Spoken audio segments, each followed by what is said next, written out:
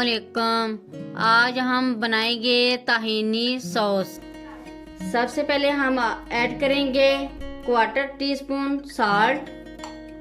ये 4 जवे लहसुन के, 4 टेबलस्पून लेमन जूस। अब हम इनको ब्लेंड कर लेंगे।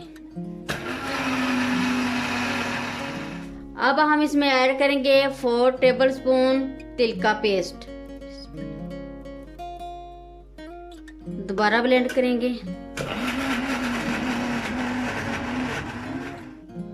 ये हमने ग्राइंड कर लिया। अब हम इसको निकाल लेते हैं।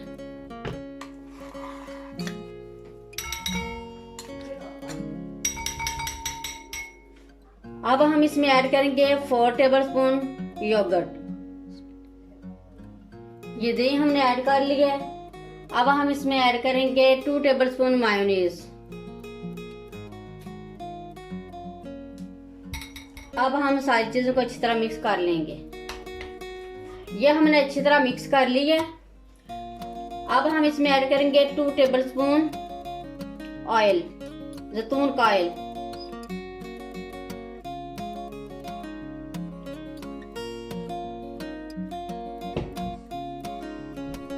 इसको भी हम अच्छी तरह मिक्स कर लेंगे।